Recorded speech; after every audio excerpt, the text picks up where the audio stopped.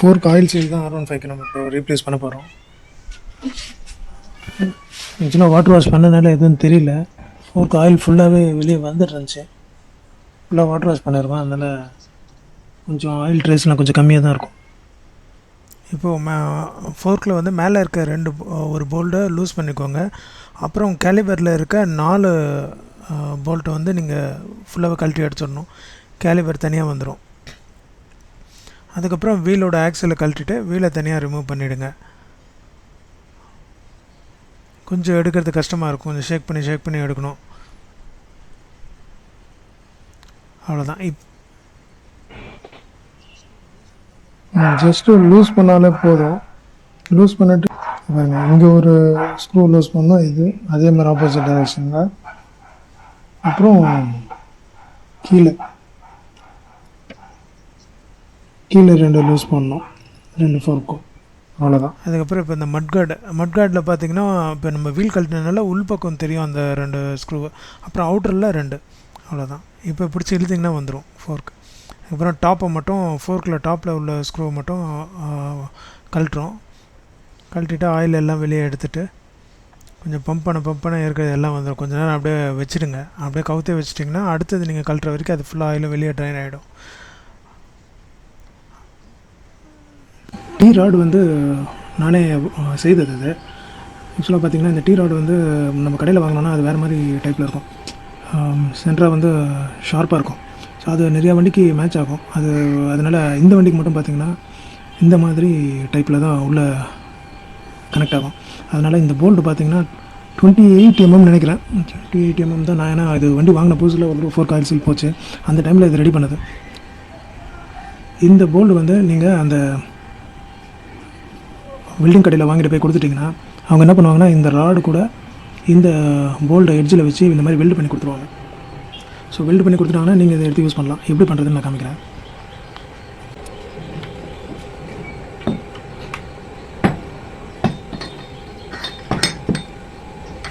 உள்ளே போட்டிங்கன்னா லாக் ஆகிடும் உள்ளே போய்ட்டு. ஸோ இப்போ பாருங்கள், லாக் ஆகிட்டுருக்கு. இப்போ வந்து நீங்கள் மேலே ஆலன் கீ வரும். இந்த ஆலன் கீயை வந்து நீங்கள் லூஸ் பண்ணிங்கன்னா உங்களுக்கு கண்டுரும். இந்த ரிமூவ் பண்ணுற ஆலன் கீயோட சைஸ் பார்த்திங்கன்னா 8 mm. இப்போ நம்ம ரிமூவ் பண்ணும்போது பார்த்திங்கன்னா உங்களுக்கு டார்க் அதிகமாக தேவைப்படும். அதனால் பெரிய ராடு வச்சு தான் நான் ஈஸியாக திருப்புனா கொஞ்சம் ஈஸியாக ஃப்ரீயாக கலண்டுரும். அவ்வளோதான். அதுக்கப்புறம் நீங்கள் கையிலேயே ஸ்க்ரூ ரிமூவ் பண்ணிடலாம். ஆலன் கீ ரிமூவ் பண்ணதுக்கப்புறமா ஃபஸ்ட்டு நம்ம அந்த உள்ளேருந்து ஒரு சாஃப்ட் வந்து கீழே விழுந்துடும். அதுதான் அந்த ஆலன் கீ டைட்டாக இருக்கும். ஸோ இப்போ 2 தட்டு பிடிச்சி இழுத்திங்கன்னு வச்சுக்கோங்க, அந்த ஆயில் சீலோட உங்களுக்கு அந்த மேலே இருக்க ஸ்டெம்மு தனியாக வந்துடும். அதுக்கு முன்னாடி ஃபஸ்ட்டு டஸ்ட்டு கேப்பை நான் பட்டி தகடு தான் வச்சுருக்கேன். அதனால் அதில் வச்சு பொறுமையாக எடுக்கிறேன். வேறு எதாவது அந்த மாதிரி மெலிசான மெட்டல் பீஸ் இருந்துச்சுன்னா அதை வச்சு நீங்கள் பொறுமையாக எடுத்துருங்க. அதான் கொஞ்சம் நீட்டாக இருக்கும். அழகாக எடுத்துகிட்டு அழகாக மாட்டிடலாம். திரும்ப மாட்டும் போது அது டேமேஜ் எதுவும் இல்லாத அளவுக்கு அழகாக எடுக்கலாம். அதுக்கப்புறம் ஒரு கிளிப்பு ஒன்று இருக்கும், அது ஆயில் சீலில் ஸ்டாப் பண்ணி வைக்கிற கிளிப்பு, அதை நம்ம எடுத்துடுறோம். அப்புறம் 2 தட்டினீங்கன்னா உங்களுக்கு அப்படியே அந்த 2 பீஸாக வந்துடும். வந்ததுக்கப்புறம் இப்போ பார்த்தீங்கன்னா அந்த மேலே இருக்க ஸ்டெம்மிலேயே கீழே வந்து 2 மெட்டல் ஒரு வாஷரு, இன்னொன்று கீழே ஒரு பாட்டு இருக்கும். 2 பாட்டாக இருக்கும். ஒன்று வந்து கீழ் பக்கமாக வரும், இன்னொன்று வந்து மேல் பக்கமாக நீங்கள் அப்படியே தூக்குனிங்கன்னா மேல் பக்கமாக வரும். திரும்ப நம்ம போடும்போது ஃபஸ்ட்டு இந்த ஸ்டெம்மை தான் போட்டு டைட் பண்ணுவோம். அதுக்கப்புறமா இதை வந்து நம்ம சைடில் அடித்து உள்ளே தள்ளணும் திரும்ப போடும்போது. ஸோ இப்போ இது மேலே வந்துருச்சு. எல்லாத்தையும் க்ளீன் பண்ணி எடுத்து வச்சுக்கோங்க. ஏன்னா இப்போது ஏதாவது துணியில் தொடச்சி எடுத்து வச்சுக்கோங்க. கீழே இருக்கிறது சாஃப்ட்டு, அவ்வளோதான். க்ளீன் பண்ணிட்டோம் ஓரளவுக்கு. இப்போ வந்து அந்த ஆயில் சீலே ஆல்ரெடி வந்துருச்சு. நம்ம அது இழுக்கும் போதே ஆயில் சீலோடு சேர்ந்து தான் வந்துட்டுருக்கோம். ஸோ இப்போ வந்து நம்ம புது ஆயில் சீல் மாற்றுறதுக்கு முன்னாடி ஃபஸ்ட்டு அந்த அந்த ஆலன் கீ கழட்டி அந்த சாஃப்ட்டை கழட்டணும் இல்லையா, அதை திரும்ப உள்ளே போட்டு திரும்ப அதே மாதிரி டைட் பண்ணிட வேண்டியதுதான்.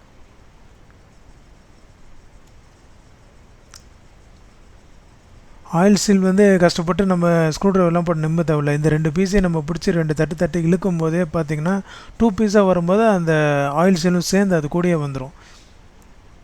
ஸோ அது ரிட்டர்ன் வராமல் இருக்கிறதுக்கு தான் மேலே ஒரு கிளிப்பு ஒன்று கொடுத்துருந்துருப்பாங்க. அந்த கிளிப்பை தான் நம்ம எடுத்தோம். இப்போ பார்த்திங்கன்னா ஃபுல்லாக ஆலன் கீழே நம்ம டைட் பண்ணுறோம். ரொம்ப அதிகமாக அதே மாதிரி டார்க் வச்சு டைட் பண்ணணுன்னு அவசியம் இல்லை. ஓரளவுக்கு டைட் பண்ணிவிட்டு அந்த ராடு வச்சு நீங்கள் டைட் பண்ணும்போது உங்கள் கையில் அதிகமாக டார்க் இருக்கும். அதனால் முடிஞ்ச அளவுக்கு கொஞ்சம் கம்மியாக ஃபோர்ஸ் கொடுங்க. ஏன்னா அதெல்லாம் வந்து த்ரெட்டு மிஸ் ஆகிடுச்சுன்னா அப்புறம் அதெல்லாம் பெரிய வேலை. அவ்வளோதான்.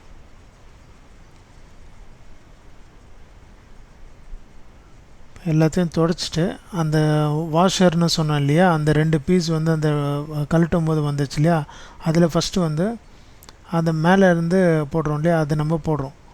போட்டுட்டு அது கூட இன்னொரு பீஸ் ஒன்று வரும்.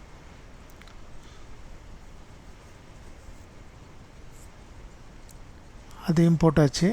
இப்போ வந்து உங்களுக்கு ஆயில் சீலை வந்து மேலே இப்போ போடுறோம்.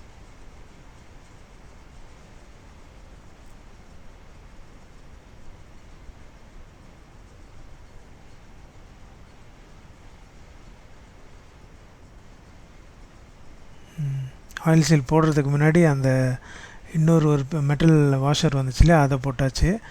போட்டதுக்கப்புறம் தான் ஆயில் சீலில் ஃபிக்ஸ் பண்ணணும். ஆயில் சீல் முடிஞ்சால் க்ரீஸு, நான் ஆல்ரெடி க்ரீஸ் அப்ளை பண்ணிட்டேன். க்ரீஸ் போட்டிங்கன்னா கொஞ்சம் ஸ்மூத்தாக போகும். அப்படி அழகாக உள்ள அனுப்பிட்டு இப்போ அந்த ஓல்டு ஆயில் சீல் நம்ம அது கூடயே வந்திருக்கோம். அந்த பழசு இழுக்கும்போது அந்த பழசை வந்து நல்லா துடைச்சிட்டு அதையும் மேலே போட்டுட்டு நம்ம இப்போது சைடில் வந்து அதை தட்டி தட்டி உள்ளே அனுப்பணும். இதுக்கு ஸ்பெஷல் டூல் இருக்குது. அது வந்து எப்படி இருக்குன்னா, இந்த மேலே இருக்க டியூப்பை விட கொஞ்சம் பெருசாக இருக்கும். அது வந்து அதுக்கு மேலே போட்டிங்கன்னா அந்த டியூப்பை சுற்றி போய் அது உட்காரும். அப்போ வந்து 2 தட்டு தட்டினீங்கன்னா உள்ளே போய் ஆயில் சீல் உள்ளே போய் கரெக்டாக சீட் ஆகிடும்.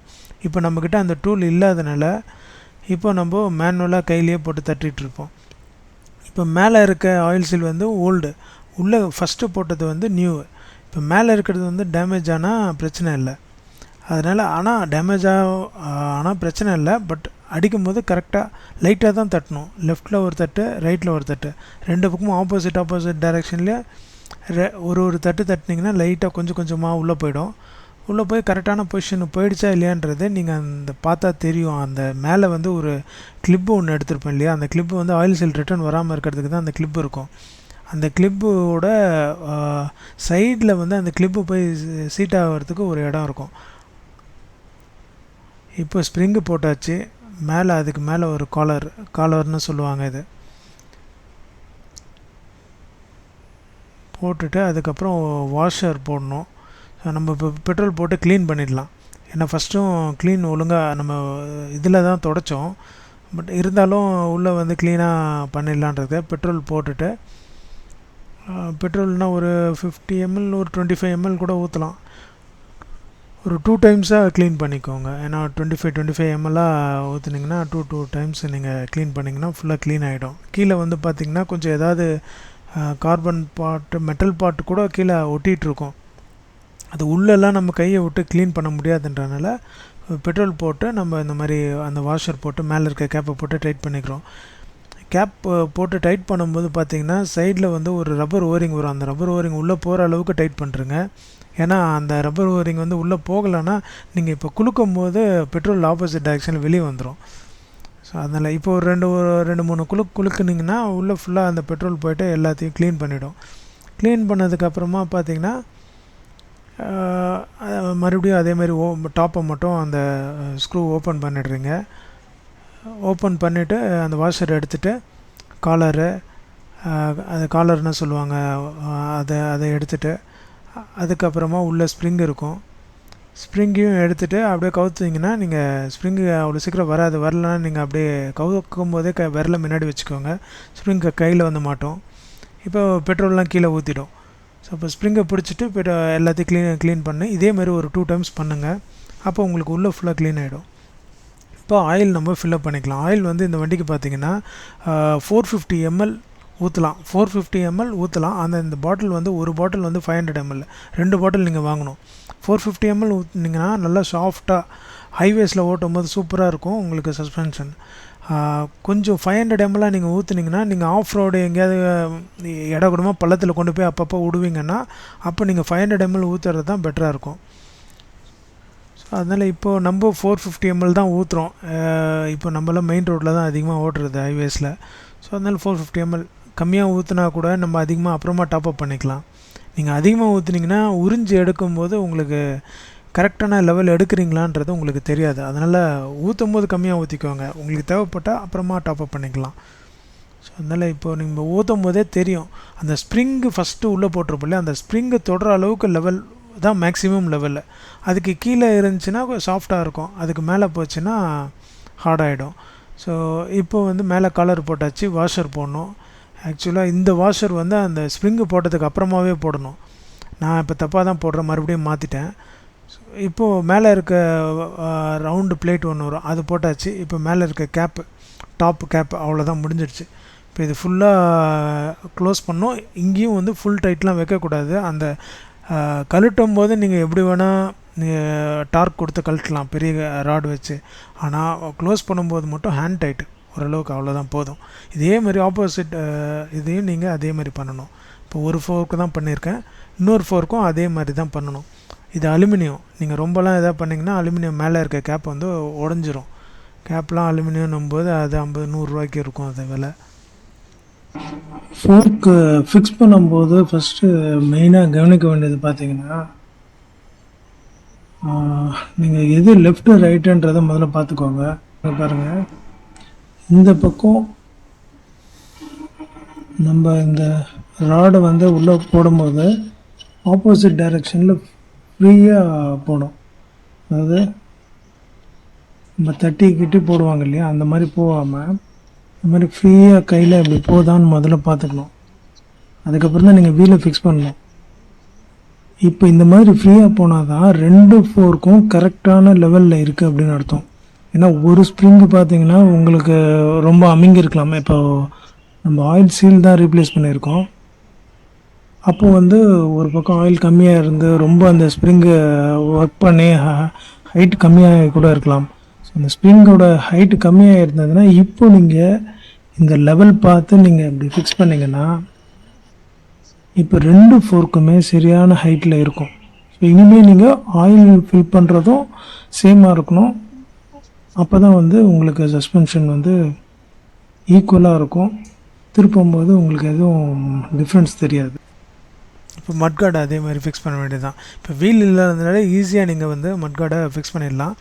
உள்பக்கம் தான் 2 போல்டு வரும், 2 பக்கமும் லெஃப்ட் ரைட்டுக்கு. அப்புறம் அதேமாதிரி அவுட்ரு சைடில் ஆலன் கீ வச்சு 2 ஸ்க்ரூ இருக்கும்.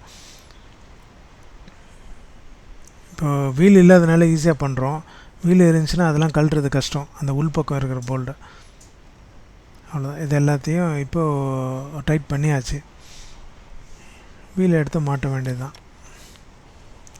அதுக்கு முன்னாடி ஃபோர்க்குக்கு நம்ம டாப்பெல்லாம் டைட் பண்ணணும். எப்படி நான் மேலே 2 ஆலன் கீ காமிச்சனோ அதே மாதிரி நீங்கள் மறுபடியும் டைட் பண்ணிடணும். மேலே ஃபோர்க்கை ஃபிக்ஸ் பண்ணிவிட்டு ஃபஸ்ட்டு க்ரீஸ் போட்டு மாட்டுங்க. எந்தெந்தலாம் க்ரீஸ் வேணுமோ போடணுமோ கழட்டும் போதே க்ரீஸை போட்டுடணும். க்ரீஸ்லாம் ரொம்ப விலை கிடையாது, எல்லாம் 20-30 ரூபா தான். சாஃப்ட்டுக்கும் க்ரீஸ் போட்டாச்சு. இப்போ நம்ம இந்த வீலை வந்து ஃபிட் பண்ணும்போது தான் ஒரு பெரிய டாஸ்க்கு. இப்போ பார்த்தீங்கன்னா அது சைடில் 2 பீஸ் வச்சோம் இல்லையா, அந்த வீலுக்கு சைடில், அது பார்த்தீங்கன்னா கீழே விழும். அது என்ன பண்ணோம், ஒரு சைடு நீங்கள் ராடை வச்சு முதல்ல ஃபிக்ஸ் பண்ணிவிட்டு இன்னொரு சைடு லைட்டாக ஃபோர்க்கு அவுட்ரு சைடாக பிடிச்சி இழுத்துட்டு உள்ளே போட்டிங்கன்னா போட்டுடலாம். இழுத்தா மாதிரி பிடிச்சி அப்படி அழுத்திட்டு இப்போ நீங்கள் அந்த பக்கம் நல்லா தள்ளினீங்கன்னா இப்போ வந்துடும். ஃபஸ்ட்டு ஒன் சைடு உள்ளே ஒரு 1/4 சைஸுக்கு உள்ளே தள்ளிவிடுங்க. அதுக்கப்புறமா கொஞ்சம் கொஞ்சமாக மூவ் பண்ணிக்கலாம்.